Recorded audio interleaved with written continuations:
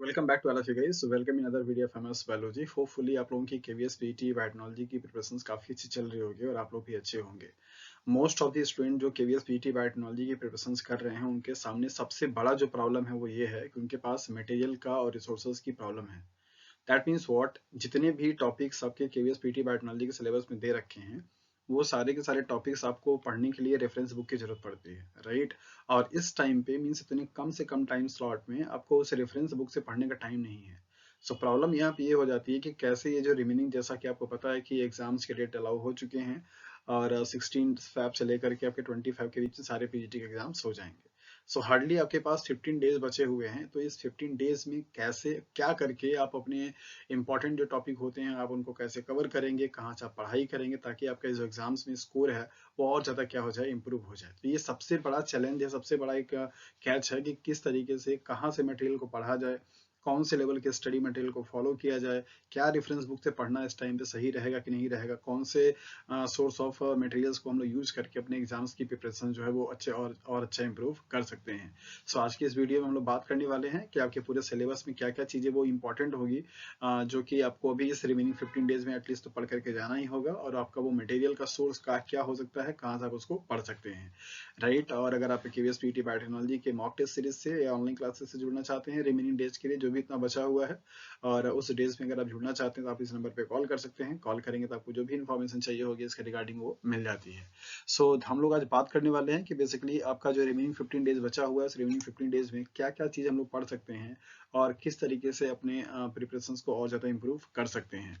सो सबसे first of all यहाँ पर हम लोग देख लेते हैं जो आपका केवीएस पीटी बायोटेक्नोलॉजी का सिलेबस है उस सिलेबस में से क्या क्या यूनिट आपके लिए बहुत ज्यादा से ज्यादा इंपॉर्टेंट हो जाते हैं। जैसा कि मैंने पहले भी अपनी वीडियो में बता चुका हूँ कि जो यूनिट आपके लिए इंपॉर्टेंट है आपको उनको पढ़ करके ही जाना है। यहाँ पे हम लोग यूनिट के अलावा हम लोग यहाँ पे टॉपिक पे फोकस करेंगे कि क्या क्या टॉपिक आपका किस किस यूनिट से ज्यादा इंपॉर्टेंट हो जाता है, राइट। सारे जो आपके यूनिट्स हैं केवीएस पीटी बायोटेक्नोलॉजी के सिलेबस में वो इक्वली इंपॉर्टेंट नहीं होते हैं, सबका अलग अलग वेटेज होता है। सारे यूनिट से आपके जो नंबर ऑफ क्वेश्चंस होते हैं वो अलग अलग परसेंटेज में आते हैं। तो कौन कौन से टॉपिक ऐसे होंगे जहां से आपका ज्यादा से ज्यादा वेटेज हो जाता है एग्जाम्स के लिए और आपको उनको पढ़ करके जाना ही जाना होता है। आज हम लोग इसी टॉपिक पे क्या करेंगे, बात करेंगे। सो अगर हम लोग पहले टॉपिक पे बात करें that means introduction to the biotechnology, इसमें बहुत सारी चीजें आपको ऐसी दे रखी है जो कि आपका सिर्फ बेसिक कॉन्सेप्ट के लिए है। If you are a biotechnology student and also a teacher, so आपको पता होना चाहिए कि हाँ बायोटेक्नोलॉजी का जो हिस्टोरिकल पर्सपेक्टिव है वो क्या है, किस तरीके से आपको उनके जो रूल्स होते हैं उनको फॉलो करना चाहिए, किस तरीके से कोई चीज़ आपका जो बायोटेक्नोलॉजी के जो एथिक्स होते हैं उनको उनको उनका क्या रोल है, क्या इन्वायरमेंटल लॉ बताता है, क्या इसके लिए जो प्रिंसिपल्स होते हैं गवर्नमेंट के गाइडलाइन जो होते हैं उनको क्या फॉलो करना होता है।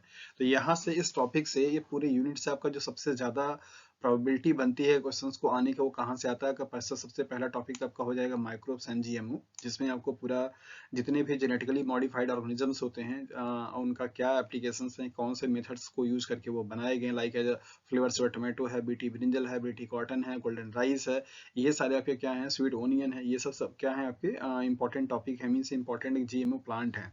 तो जितने भी जीएमओ प्लांट फर्स्ट से लेकर के रिसेंटली अभी तक के आपके जो बनाए जा चुके हैं उन सारे जीएमओ प्लांट का आप एक अच्छे से लिस्ट बनाइए और उनको उनको देखिए कि कौन कौन से मेथड से सबसे ज्यादा मेथड टेक्नोलॉजी ही पूछी जाती है। जैसे बहुत मोस्ट फ्रिक्वेंटली आपसे पूछा जाता है कि फ्लेवर सोल टोमेटो को बनाने के लिए कौन सी टेक्नोलॉजी का यूज किया जाता है, राइट। तो ये सब सारी जितने भी जेनेटिकली मॉडिफाइड ऑर्गेनिजम्स बनाए गए या प्लांट बनाए गए हैं, चाहे वो अबायोटिक स्ट्रेसेस के लिए होते हो, चाहे वो क्रॉप प्रोडक्शन के इंप्रूवमेंट के लिए होते हो, तो जितने भी जेएमओ आपके बनाए गए हैं उनकी आप एक लिस्ट तैयार कीजिए और आप उनको देखिए कि कौन सा सबसे पहला बनाया गया और उसके बाद रिसेंटली कौन बनाए गए हैं और किसको बनाने के लिए कौन से प्रिंसिपल या कौन से टेक्नोलॉजी का यूज किया गया है। ये आपका बहुत इंपॉर्टेंट हो जाता है इस वाले यूनिट से। तो माइक्रोब्स एंड जीएमओस ये आपको इस यूनिट से पढ़ना ही पढ़ना रहेगा, यहाँ पर आप अपने आप को मिस नहीं कर सकते हैं। दूसरा आपका आता है बायोसेफ्टी लैब, जो कि बीएसएल लैब के नाम से जानी जाती है। बायोसेफ्टी लेवल लैब का जो रूल्स होता है वो कौन कौन से होते हैं, फर्स्ट सेकेंड थर्ड ग्रेड जो होती है वो क्या होती है। बायोसेफ्टी मीन्स लेबोरेटरी में रेगुलेट होने वाले, अगर आप किसी मॉलिक्यूलर बायोलॉजी या माइक्रोबायोलॉजी या फिर आपके बायोटेक्नोलॉजी के लैब में अगर आप काम करते हैं तो वो कौन से बीएसएल मीन्स बायोसेफ्टी लेवल पे आती है, और बायोसेफ्टी लेवल का जो अलग अलग ग्रेड होता है उनके क्या रूल्स होते हैं और किस तरीके से वो आपस में अलग होते हैं। तो बायोसेफ्टी जो रेगुलेटरी गाइडलाइन है ये आपका इंपॉर्टेंट टॉपिक हो जाता है। दूसरा यहाँ से आपको पढ़ना ही पढ़ना रहेगा, मतलब पहला आपको मैंने बताया कि माइक्रोब्स एंड जीएमओ पढ़ लीजिए, आपका काफी इंपॉर्टेंट टॉपिक ये हो जाता है। दूसरा आपका ये है बायोसेफ्टी रूल्स वाले, जो कि आपको पढ़ने ही पढ़ने हैं, आप इनको अच्छे से पढ़ करके जाइए। तीसरा जो टॉपिक आपका आता है दैट इज फर्मेंटर से आता है, मीन्स फर्मेंटेशन की प्रॉपर्टीज क्या क्या होते हैं, किस तरीके से आप फर्मेंटेशन के टेक्नोलॉजी में जो अपस्ट्रीम एंड डाउनस्ट्रीम जो प्रोसेसिंग होती है उनका क्या कॉन्सेप्ट होता है, फीड बैच और जो कल्चर होते हैं उनका क्या मीन होता है, और फर्मेंटेशन टेक्नोलॉजी में बैक्टीरिया का कौन सा फेज जो है वो यूज किया जाता है, राइट। तो इस टाइप के पॉसिबल जो सवाल होते हैं आपसे यहाँ से पूछे जाते हैं। तो अगर आप ये 3 टॉपिक भी इस यूनिट से कंप्लीट कर लेते हैं बहुत अच्छे तरीके से, पहला माइक्रोब्स एंड जीएमओ, और दूसरा आपका बायोसेफ्टी रूल्स, और तीसरा आपका फर्मेंटेशन और फर्मेंटेशन के टाइप जो फर्मेंटर्स होते हैं। लार्ज स्केल पे किसी भी चीज को अगर आप प्रोडक्शन कराना चाहते हैं फॉर द इंडस्ट्रियल पर्पस, तो उसके लिए आप फर्मेंटर का यूज करते हैं। तो उनको ऑपरेट करने का क्या क्या चीजें होती हैं ये आपको जरूर से जरूर पढ़कर जाना है, राइट। सो यहाँ पर आपको ये देखने को मिलेगा। तीसरा सब, जैसा कि सबसे आजकल जितना भी अप्रोच चल रहा है सबका सब क्या है, दैट इज द इन्वायरमेंटल को प्रोटेक्शन देने के लिए, तो बायोटेक्नोलॉजी को लेकर के इन्वायरमेंटल जो लॉज हैं उनको भी आपको क्या है पढ़ करके जाना होगा, क्या क्या ये रूल बताता है, क्या क्या ये लॉ कहता है, किस तरीके से आप बायोटेक्नोलॉजी के अगर कोई प्रोडक्ट को अगर आप लॉन्च करना चाहते हैं तो आपको किन रूल्स को फॉलो करना होता है। तो ये 4 टॉपिक बहुत ही इंपॉर्टेंट हो जाता है इस वाले यूनिट से, आपको पढ़ के जाना ही जाना है। आप अच्छे से उसको पढ़ लीजिए, और अगर आप अभी चाहेंगे तो अभी भी आपके पास 15 डेज बचे हुए हैं। एक यूनिट के लिए अगर आप एक दिन भी समय देते हैं तो भी आपका 12 दिन में आपका पूरा यूनिट कंप्लीट हो जाएगा। 3 डेज में आप रिवीजन अच्छे से कर सकते हैं। सो अभी भी आपके हाथ से कुछ फिसला नहीं है, अभी भी आप चाहेंगे तो अपनी ग्राफ बना सकते हैं, बट हाँ उसके लिए आपको थोड़ा सा हार्ड वर्क करना पड़ेगा और अपने टाइम को मैनेज करना पड़ेगा, साथ साथ अपने माइंड को भी मैनेज करना पड़ेगा कि नहीं अभी हम कर सकते हैं। आप ये होप मत छोड़िए कि नहीं आपके पास अब टाइम नहीं बचा है और आपके पास बुक पढ़ने का फुर्सत नहीं है और आप इन चीज़ों को नहीं कर सकते हैं। तो आप इस तरीके के एक्सक्यूजेस माइंड से निकाल दीजिए, आप फोकस कीजिए। जो भी आपके पास रिसोर्सेस हैं, नहीं है तो कम से कम इंटरनेट को एक्सेस करके ये जो टॉपिक आपको दे रखे हैं उन टॉपिक के बारे में भी अगर आप स्टडी करेंगे तो भी आपका काम अच्छे से हो जाएगा। इसके बाद हम लोग आते हैं दूसरे यूनिट पे, that is the fundamental of biochemical engineering. यहाँ से आपको क्या पढ़ने को मिलेगा। होपफुली सब लोगों ने एमएससी कर रखी है, जितने भी लोग हैं कहीं टीचिंग भी कर रहे हैं या फिर अपना कोई जॉब कर रहे हैं, तो उनको अच्छे तरीके से थर्मोडायनेमिक्स के जो लॉज हैं वो आपको पता होना चाहिए, और केमिस्ट्री के थोड़ी जो बेसिक प्रिंसिपल्स हैं बॉन्ड को लेकर के, बॉन्ड को बढ़ने को लेकर के, बॉन्ड के टाइप को लेकर के, राइट। ये सारी चीजें आपको थोड़ा पता होना चाहिए। किस तरीके से आप मॉलिक्यूल्स को देख करके बता सकते हैं खांड में कौन सा बॉन्ड पाया जा रहा है, पीएच का क्या कॉन्सेप्ट होता है, बफर का क्या रोल होता है, बफर कैसे बनाया जाता है। ये जो चीजें होती हैं बेसिक जो केमिस्ट्री और थोड़े बहुत आपके फिजिक्स के जो प्रॉब्लम्स हैं आपको उनको आपको यहाँ से आनी चाहिए। तो इस वाले यूनिट में आपको यही है कि जो भी कॉन्सेप्ट है पीएच का, बफर का और केमिकल प्रॉपर्टीज का, राइट, और स्टोइकोमेट्री का, मींस रिएक्शंस को बैलेंस कैसे आप कर पाते हैं, ये सब थोड़ा बहुत आपसे यहाँ से पूछ दिया जाता है। तो ये वाले टॉपिक को आपको अच्छे से देखना रहेगा। आप इनको किसी भी, चाहे वो 9th-10th के बुक से भी देख सकते हैं, 11th-12th की एनसीईआरटी बुक के केमिस्ट्री से भी देख सकते हैं, जहाँ पे आपको ये सब मिल जाएगा। थर्मोडायनेमिक्स के जो प्रिंसिपल्स होते हैं, पीएच और बफर का जो कॉन्सेप्ट है ये भी आपको वहां से अच्छे से मिल जाएगा, राइट। इसके बाद आपका सबसे जो इंपॉर्टेंट चीज है वो क्या आ जाता है इस वाले यूनिट से, आप यहाँ पे देखिए दे रखा है various microbial and enzyme reactors. ये आपका टॉपिक क्या है, इंपॉर्टेंट है। कौन कौन से रिएक्टर्स होते हैं और कौन कौन से माइक्रोबियल और एंजाइमेटिक रिएक्टर्स होते हैं जिनकी वजह से बायोटेक्नोलॉजी में चीज़ों को क्या किया इंप्रूव करके बनाया जाता है। तो ये आपका काफ़ी इंपॉर्टेंट पॉइंट रहेगा, आपको यहाँ से ये चीज़ क्या होगा पढ़ने की ज़रूरत रहेगी। और बाकी जो चीज़ें हैं वो आप एक बेसिक वे में देख सकते हैं, और आप उनको जो भी आपके पास 11th-12th की बुक है उसको देख करके भी आप चाहेंगे तो काम अपना कर सकते हैं। बायोटेक्नोलॉजी के स्कोप एंड सोसाइटी से, मींस बायोटेक्नोलॉजी का जो सोसाइटी है उसमें आपको क्या चीज पढ़ना है, तो सबसे ज्यादा आपको है आईपीआर पढ़ने के लिए, इंटेलेक्चुअल प्रॉपर्टी राइट। मतलब अगर कोई भी प्रोडक्ट अगर आपका बायोटेक्नोलॉजी के थ्रू आपने बनाया है, अगर आप उसको अपना बनाना चाहते हैं पेटेंट कराने के लिए, तो क्या आपको करना रहेगा। तो ये आईपीआर और पेटेंट आपका सबसे इंपॉर्टेंट टॉपिक हो जाता है यहाँ से। आईपीआर के लिए आप चाहें तो गूगल करके भी पढ़ सकते हैं, नहीं आईपीआर का अगर आप डालेंगे तो आपके पास बुक भी मिल जाएगी। आप एक दिन में कम से कम 3 से 4 घंटे अगर आप पढ़ेंगे तो आपका आईपीआर बहुत क्लियर हो जाएगा, कोई इसमें दिक्कत वाली बात नहीं है। तो आप आईपीआर पढ़ के जाइए, प्रॉपर्टी और पेटेंट कराने का जो प्रॉपर्टी है वो भी आप पढ़ करके जाइए। साथ साथ में इस वाले यूनिट से आपको एक चीज और पढ़ना होगा, इथिकल इश्यूज, राइट। एग्रीकल्चर के फील्ड में और हेल्थ के फील्ड में जो एथिकल इश्यूज हैं, गवर्नमेंट के जियो क्या कहते हैं, इनको भी आपको क्या करना है, पढ़ना रहेगा। तो यहाँ से आपने देख लिया। इसके बाद आपका आता है बायोकेमिस्ट्री। तो बायोकेमिस्ट्री में बहुत सारा टॉपिक आपको दे रखा है, बहुत लेंदी सिलेबस है बायोकेमिस्ट्री का सारा। अगर आपने पढ़ रखा है फिर तो दी बेस्ट है, कोई दिक्कत नहीं है। लेकिन अगर आप अभी अब जागे हैं कि आपको तैयारी करनी है और अभी अब से आप अगर ग्रैब करना चाहते हैं तो उसके लिए यही है, इस बायोकेमिस्ट्री से आप कम से कम इतना मॉलिक्यूल तो जरूर पढ़ करके जाइए। नंबर पहला आपका कार्बोहाइड्रेट पढ़ करके जाइए, मीन्स कार्बोहाइड्रेट का पूरा आपका structure means monosaccharide, disaccharide, polysaccharides और उनकी जो कॉन्फ़िगरेशन है, उनकी प्रॉपर्टी, उनका क्लासिफिकेशन, ये सारा सब कुछ आपको पढ़ करके जाना होगा। साथ साथ आप प्रोटीन्स के बारे में पढ़ करके जाइए। प्रोटीन्स का पूरा जो स्ट्रक्चर है, primary, secondary, tertiary, quaternary structures के बारे में, उनमें इन्वॉल्व होने वाले जो केमिकल बॉन्ड होते हैं उनके बारे में, ये सारी चीजें आपको क्या है पढ़ करके जाना होगा। तीसरा आपका आता है डीएनए मीन्स न्यूक्लिक एसिड। तो इस बायोकेमिस्ट्री से कम आप 3 मॉलिक्यूल्स के बारे में पूरा आपका उनका स्ट्रक्चर और उनका मेटाबॉलिज्म मीन्स किस तरीके से वो इन्वॉल्व होते हैं। आपका प्रोटीन में ही एंजाइम भी आ जाता है, तो एंजाइम से लेकर के एंजाइम काइनेटिक्स और एंजाइम इनहिबिटर के बारे में भी आपको पढ़ना रहेगा।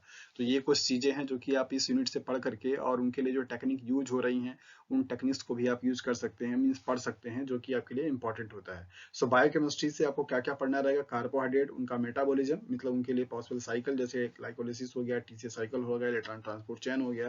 दूसरा आप पढ़ेंगे क्या, प्रोटीन, जिसके लिए प्रोटीन की पूरी केमिस्ट्री है, प्रोटीन का पूरा आपका स्ट्रक्चर्स हैं, उनके फंक्शंस के बारे में। तीसरा आपका आता है न्यूक्लिक एसिड, जिसमें आपको डीएनए और आरएनए के डिफरेंट डिफरेंट टाइप्स और उनके मॉडल और उनके रूल्स के बारे में क्या है पढ़ना है। अगर आप इतना भी इस यूनिट से पढ़ लेते हैं तो आपका काम काफी हद तक क्या है हो जाएगा। इसके बाद आपका आता है टेक्निक्स। तो बायोटेक्नोलॉजी के लिए टेक्निक्स बहुत ज्यादा इंपॉर्टेंट हो जाती हैं। यहाँ पे टेक्निक बहुत सारा दे रखा है आपको, पूरा माइक्रोस्कोपी दे रखा है, स्पेक्ट्रोस्कोपी दे रखा है, क्रोमेटोग्राफी दे रखा है, सेंट्रीफ्यूगेशन दे रखा है और माइक्रोस्कोपी के टाइप दे रखे हैं, इम्यूनो टेक्निक्स के टाइप दे रखे हैं। तो इनमें से जो इंपॉर्टेंट है वो क्या क्या है उसको आपको ध्यान देना। सबसे पहला तो आपको जो पढ़ना होगा क्या, दैट इज अ स्पेक्ट्रोस्कोपी, जो कि इंपॉर्टेंट हो जाता है। स्पेक्ट्रोस्कोपी में आपके जितने टाइप्स हैं आप उनको पढ़ लीजिए, लाइक यूवी है, विजिबल है, फ्लोरेसेंट है, ये सब सारा आपको क्या है पढ़ना रहेगा। और क्रिस्टलोग्राफी का भी आपसे पूछा जाता है, मास स्पेक्ट्रोमेट्री का भी पूछा जाता है। तो ये सब आपको ये जो टेक्निक्स हैं स्पेक्ट्रोस्कोपी का, इसको आपको पढ़ना रहेगा। दूसरा जो इंपॉर्टेंट आ जाता है दैट इज प्रोटीन के रेफरेंस से मींस इलेक्ट्रोफोरेसिस के बारे में, इलेक्ट्रोफोरेसिस और क्रोमेटोग्राफी, ये दोनों टेक्निक जो होंगे वो आपके इंपॉर्टेंट होंगे। तो स्पेक्ट्रोस्कोपी हो गया आपका, इलेक्ट्रोफोरेसिस हो गया, क्रोमेटोग्राफी हो गया। इसके साथ साथ आपका आ जाता है माइक्रोस्कोपी। माइक्रोस्कोपी में टेम और सेम को आप अच्छे से पढ़ करके जाइए, उनका कहाँ पे यूज होता है, यहाँ से सवाल आपसे ज्यादा बन जाते हैं। तो टेक्निक से आपने देख लिया क्या क्या चीज इंपॉर्टेंट हो गई। इसके बाद अगर नेक्स्ट हम लोग देखें सेल बायोलॉजी में, तो सेल बायोलॉजी भी काफी लेंथी टॉपिक आपका इंटरेक्ट करता है, मीन्स कवर करता है। यहाँ से बहुत सारे सवाल पूछे जाते हैं आपसे, लेकिन आपको इस पे जो फोकस करना है पहला क्या आपका, that is the plasma membrane. इसकी पूरी की पूरी आपकी जो केमिस्ट्री है मेम्ब्रेन का, कि क्या क्या कंपोनेंट्स मिलकर के बने हुए हैं, कौन कौन से इसमें मॉलिक्यूल इन्वॉल्व होते हैं, क्या क्या टाइप के बॉन्ड पाए जाते हैं। और इसके बाद आपका आता है ट्रांसपोर्टर मीन्स ट्रांसपोर्ट सिस्टम जो होता है उनको पढ़ करके जाना होगा। इसके बाद आपका आ जाता है सेल साइकिल और सेल डिवीजन, ये आपका इंपॉर्टेंट हो जाएगा, यहाँ से आपको पढ़ के जाना होगा। इसके बाद आता है सेल ऑर्गेनेल्स, और सेल ऑर्गेनेल्स में सबसे ज्यादा जो आपके आते हैं कौन कौन से, that is mitochondria, chloroplast, Golgi body, peroxisome, vacuoles, lysosomes, endoplasmic reticulum, ये सब क्या है आपके बहुत ही इंपॉर्टेंट वाले ऑर्गेनेल्स में आते हैं। तो अगर आप सेल डिवीजन में मतलब सेल बायोलॉजी में मेम्ब्रेन पढ़ करके जाते हैं और इसके बाद आपका सेल साइकिल पढ़ करके जाते हैं और इसके बाद आपका अगर सेल ऑर्गेनेल्स पढ़ करके जाते हैं, इसका ट्रांसपोर्ट सिस्टम पढ़ के जाते हैं और सेल सिग्नलिंग पढ़ करके जाते हैं, अगर ये टॉपिक भी आपने कवर कर लिया है तो भी आपका काफी हद तक काम जो है आपका वो हो जाएगा इतना सेल बायोलॉजी से पढ़ने के लिए। तो सेल बायोलॉजी में इतनी सारी चीजें आप जरूर पढ़ करके जाएं। जेनेटिक्स में आपका ज्यादातर जो होता है वो जेनेटिक्स में डिजीज वाले प्रॉब्लम्स आपको दिए जाते हैं। तो क्रोमोसोमल का जो स्ट्रक्चरल और न्यूमेरिकल जो चेंजेस होता है, नॉर्मलिटीज होती हैं, उनको आप जरूर से जरूर पढ़ करके जाइए। मॉलिक्यूलर बायोलॉजी पूरी आपकी इंपॉर्टेंट है, उसमें आप डीएनए रेप्लिकेशन, ट्रांसक्रिप्शन, ट्रांसलेशन, इनको अच्छे से कंपैरेटिव स्टडी कर लीजिए। यूकैरियोटिक और प्रोकैरियोटिक में कौन कौन से फैक्टर कहाँ कहाँ पे लगते हैं, क्या क्या उसका फंक्शन होता है, ये चीज आपका क्या होगा यहाँ पे इंपॉर्टेंट हो जाएगा। और डीएनए को एज जेनेटिक मटेरियल प्रूफ करने के लिए जो एक्सपेरिमेंट किए गए थे, इस एक्सपेरिमेंट से भी आपके सवाल पूछे जाते हैं, तो आप इनको भी अच्छे से देख लीजिए। राइट, इसके बाद आपका प्रोटीन एंड जीन मैनिपुलेशन वाले जो यूनिट है, इस वाले यूनिट से आपका जो सबसे ज्यादा पॉसिबिलिटी बनती है किसकी, जेल इलेक्ट्रोफोरेसिस की, 2D और आपका जो भी है ये 2D जेल इलेक्ट्रोफोरेसिस यहाँ पे दे रखा है, ये इलेक्ट्रोफोरेसिस से आपके प्रॉब्लम्स बनते हैं, तो ये आपका इंपॉर्टेंट हो जाता है, आपको ये पढ़ करके ही जाना होगा। और इसके बाद आपका यहाँ पे जो इंपॉर्टेंट हो जाएगा क्या, दैट इज द जो एंजाइम्स और एंटीबॉडी थेरेपेटिक प्रॉब्लम के रूप में यूज किए जाते हैं एज एजेंट्स के रूप में, उनको आपको क्या है पढ़ करके जाना रहेगा। तो ये वाले टॉपिक से आप कुछ चीजों को पहले वाले जो पढ़ा हुआ है अपने प्रोटीन वहां से भी कवर कर सकते हैं, हार्मोन्स और एंजाइम और प्रोटीन इन सबका। तो अगर आपने वहां पे पढ़ रखा है तो यहाँ से कुछ चीजों को आप पढ़ करके बाकी इसको स्किप आउट कर सकते हैं। इसके बाद आपका आ जाता है रिकॉम्बिनेंट डीएनए टेक्नोलॉजी, जहां पर आपको पूरा वेक्टर की प्रॉपर्टी और रेस्ट्रिक्शन एंजाइम की प्रॉपर्टी, उनके टाइप्स, उनका जो पैटर्न होता है वो, और जो वेक्टर्स हैं उनमें अलग कौन कौन से वेक्टर्स हैं और किन वेक्टर की क्या क्या प्रॉपर्टी होती है, ये चीजें आपकी यहाँ पे इंपॉर्टेंट हो जाती है। साथ साथ आपका आरडीटी टेक्नोलॉजी में यूज होने वाले जो इंस्ट्रूमेंट जो टेक्निक्स होती हैं उन टेक्निक को भी आपको क्या होता है पढ़ना रहता है।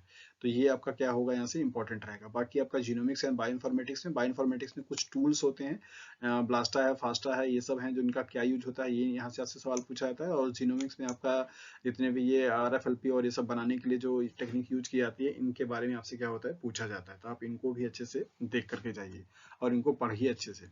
इसके बाद आपका आता है सेल कल्चर, और जिसमें आपका माइक्रोबियल सेल कल्चर है और इसके एप्लीकेशन है, फिर प्लांट सेल कल्चर है, एनिमल सेल कल्चर है। यहाँ से भी सवाल आपसे बनते हैं न्यूट्रिएंट मीडिया से, न्यूट्रिएंट मीडिया के टाइप से, कौन सा मीडिया किस चीज के लिए यूज किया जाता है, इन सबसे प्रॉब्लम सवाल बनता है। इसके बाद माइक्रोबियल जो ग्रोथ काइनेटिक्स होती है वो ग्रोथ काइनेटिक्स से भी प्रॉब्लम आपको बना करके दिए जाते हैं।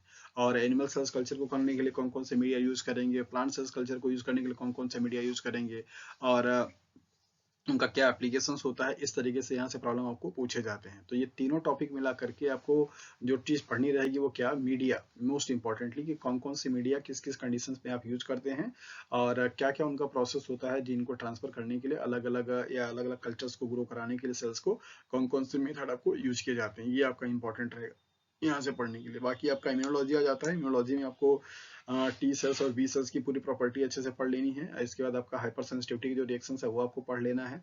एमएससी मॉलिक्यूल्स जो फंक्शन होते हैं वो आपको पढ़ लेना है। तो यहाँ से अगर आप इतना भी, और एंटीबॉडी सबसे मोस्ट इंपॉर्टेंट, एंटीबॉडी के फंक्शंस, उनकी उनकी एंटीबॉडी क्लासिफिकेशन, अगर आप इतना भी यहाँ से पढ़ लेते हैं तो भी आपका काम अच्छे से हो जाएगा। और अप्लाइड बायोटेक्नोलॉजी में आपको कुछ नहीं है, उनका एप्लीकेशंस होता है। यही इम्यूनोलॉजी वाले टॉपिक आपको यहाँ पे दे रखे हैं कि जेनेटिक डिसऑर्डर में या जेनेटिक डिजीज को डायग्नोसिस करने में कैसे आप बायोटेक्नोलॉजी का यूज करते हैं। तो वहाँ पे आप एलाइजा का, रिया का, इन सब टेक्निक का क्या करते हैं, यूज करते हैं। तो इस तरीके से आपने देखा कि अगर आप अभी भी चाहें इस 15 डेज के रिमेनिंग टाइम पे, तो आपका जो इतना सिलेबस है उस सिलेबस में से आप कुछ कुछ चीजों को पॉइंट आउट करके आप अच्छे से पढ़ करके अपनी स्कोर कभी भी मेंटेन कर सकते हैं। बट आपको लगना पड़ेगा और आपको पढ़ना पड़ेगा। और मटेरियल की रही बात, तो मटेरियल के लिए आप यही है कि जो भी आपके पास रिसोर्सेस हैं, चाहे वो यूजी और पीजी के लेवल का कोई अगर आपके पास बुक है तो आप उससे पढ़ सकते हैं। कहीं से अगर आपको कोई शॉर्ट नोट्स मिला हुआ है किसी का तो आप उसको भी लेकर के पढ़ सकते हैं। बुक अगर आपकी पढ़ी हुई है तो आप उसको रिवीजन के पर्पज से भी यूज कर सकते हैं, राइट। सो होपफुली कि ये आपको काफी हेल्प करेगा, और आप अभी से भी अपना अगर प्रिपरेशन करना स्टार्ट कर देते हैं तब भी आपकी प्रिपरेशन काफी अच्छी हो सकती है डेफिनेटली, अगर आप चाहेंगे तो जुड़े रहिए और लगे रहिए अच्छे तरीके से, और अपने प्रोफेशंस पे फोकस करते रहिए। अगर कहीं कोई प्रॉब्लम आती है तो आप अपने डाउट्स को पूछ सकते हैं। Okay, so thank you for watching this video.